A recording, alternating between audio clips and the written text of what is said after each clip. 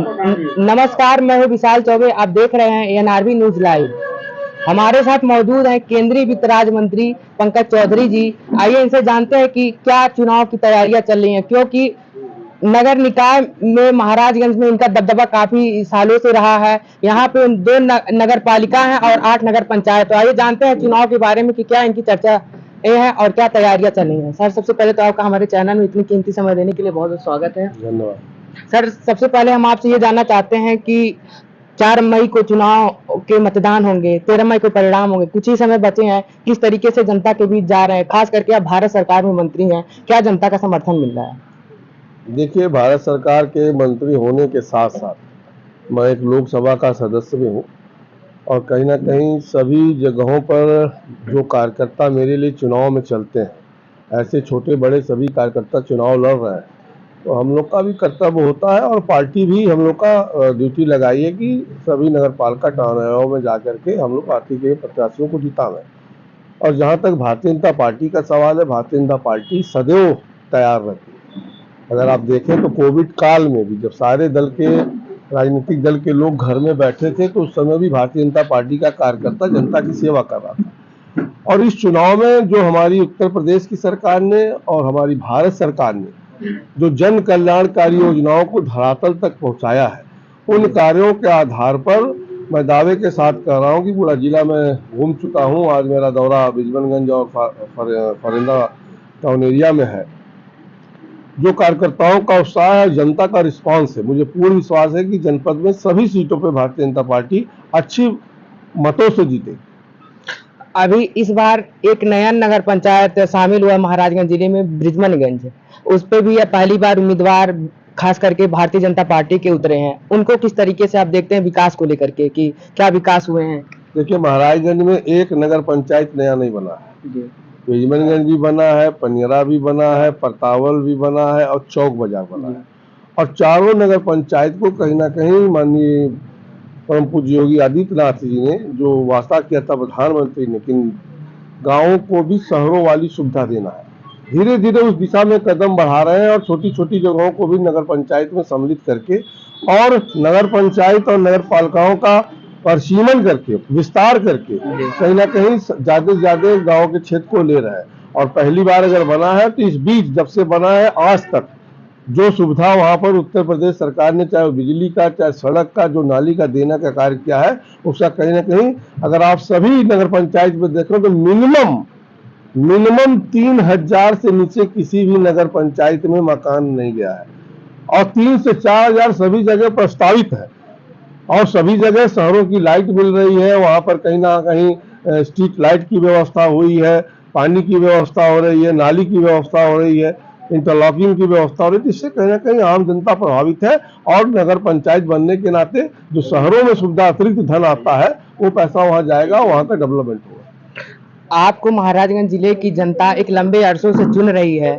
आप महाराजगंज जिले के सांसद के सीट पे भी आपका दबदबा काफी दिनों से रहा है। अगर इस बार भी आपके उम्मीदवार जो प्रत्याशी ट्रिपल इंजन की सरकार बनाती है, तो उनसे हम लोग तो या जनता क्या भरोसा कर सकती है कि विकास के अलावा कुछ नए कार्य भी महाराजगंज के जिले और जो अन्य क्षेत्र हैं, जैसे आनंद नगर हो गया, नौतनवा हो गया, बृजमनगंज हो गया, निचलौल हो गया, पनियरा हो गया, यहाँ पे कुछ अन्य कार्य नए शामिल हो सकते हैं जो जिससे जनता शामिल हो सकती है लाभ को लेकर के? सवाल आपका बड़ा लंबा हो गया जी, फिर भी अब विस्तार से इसका जवाब दे देते हैं कि महाराजगंज की जनता ने हमें 8 मरतबे अपना आशीर्वाद से दिया और 6 मरतबे मैं जीता हूँ चुनाव। और इस समय एक बहुत बड़ा दायित्व भारत सरकार के वित्त मंत्रालय का भी मेरे पास है। उसके नाते कहीं ना कहीं पूरे देश का भ्रमण करना पड़ता है, इसलिए मैं थोड़ा समय कम दे पाता हूँ। लेकिन फिर भी मंत्री के दायित्व होने के बाद, ज्यादा कार्य होने के बाद, बाकी सांसदों से काफी ज्यादा समय में क्षेत्र में अपने जनता और कार्यकर्ताओं के बीच में देता हूँ। जहां तक जिले के विकास का सवाल है, हम लोग राजनीति में 1991 से सांसद हैं। 14 के पहले हम 4 बार सांसद रहे, हमारे विधायक भी रहे, लेकिन सरकार ना होने के नाते जो डेवलपमेंट हम लोग चाहते थे वो प्रयास करने के बाद भी सफल नहीं हो पाते थे। लेकिन 2014 में जब प्रधानमंत्री नरेंद्र मोदी जी इस देश के प्रधानमंत्री बने और उनकी सोच कि देश में इंफ्रास्ट्रक्चर को बढ़ाया जाए, जो चीजें कमी है उसको दूर किया जाए। अगर आप देखें तो महाराजगंज में जो केवल एक गोरखपुर सुनौली सड़क हुआ करता था, बाकी सभी सड़कें जर्जर हालत में थी। लेकिन आज मैं दावे के साथ कह सकता हूं कि जनपद में जितनी भी मुख्य सड़कें हैं, आप किसी सड़क पे चले जाए, सभी सड़कें 7 मीटर 10 मीटर टॉप की बनी है और सनसनाते हुए लोग एक गंतव्य से दूसरे गंतव्य तक जाने के लिए तैयार है। बिजली का जहां तक सवाल है, हजारों गांव सभा टोले थे जहां पर आज तक आजादी के 65 साल 70 साल बीत जाने के बाद भी बिजली नहीं पहुंचा था।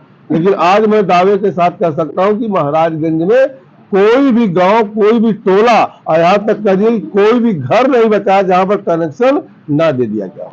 तो जिले में जो एक आवश्यकता चीजें थे, बाकी हमारा जो रेलवे लाइन का है कि मुख्यालय को रेलवे लाइन से जोड़ना है, निश्चित तौर से बहुत जल्द वो मांग भी पूरी होने जा रही है, उसकी भी स्वीकृति करीब करीब मिल चुकी है।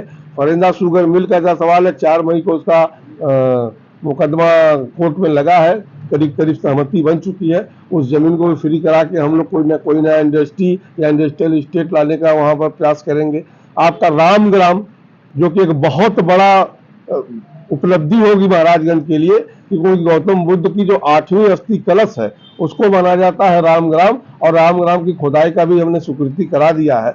वन विभाग के नाते थोड़ी सी अड़चन है उसमें, वो भी दूर होगी और रामग्राम वो कहीं सिद्ध हो गया तो भारत कहीं ना कहीं महाराजगंज गौतम बुद्ध सर्किट में सम्मिलित होगा और गौतम बुद्ध की दर्शन करने दुनिया से जितने भी टूरिस्ट आएंगे, अगर भारत में आएंगे तो उनको महाराजगंज भी निश्चित तौर से आना होगा। उससे कहीं ना कहीं हमारे नौजवानों को रोजगार मिलेगा, सबको काम मिलेगा। वहीं पे साथ ही साथ आईसीपी जो करोड़ों रुपए का है बॉर्डर पे, उसका भी शिलान्यास का डेट चूंकि प्रधानमंत्री जी को आना समय नहीं मिल पा रहा, आईसीपी का निर्माण हो रहा है। एक वहां पर कन्वेंशन सेंटर बन रहा जिसमें सभी चीजें, होटल भी होगा, उसमें हॉस्पिटल भी होंगे, सभी चीजों की सुविधा उपलब्ध होगी। ऐसी तमाम चीजें हैं जो ऑडिटोरियम हम लोग लाने जा रहे हैं, चौक में स्टेडियम आने जा रहा है।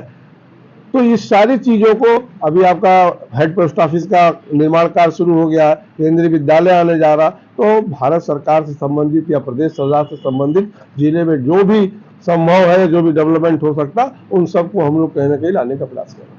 बहुत बहुत धन्यवाद सर। पंकज चौधरी जी, जिन्होंने महाराजगंज में अनेक कार्यों को गिनाया, इन्होंने ये भी बताया कि मंत्री होने का दायित्व हम जनता के बीच जा रहे हैं और उसका निर्वहन कर रहे हैं। रोजगार, इंफ्रास्ट्रक्चर और विकास के कार्यों को भी गिनाया।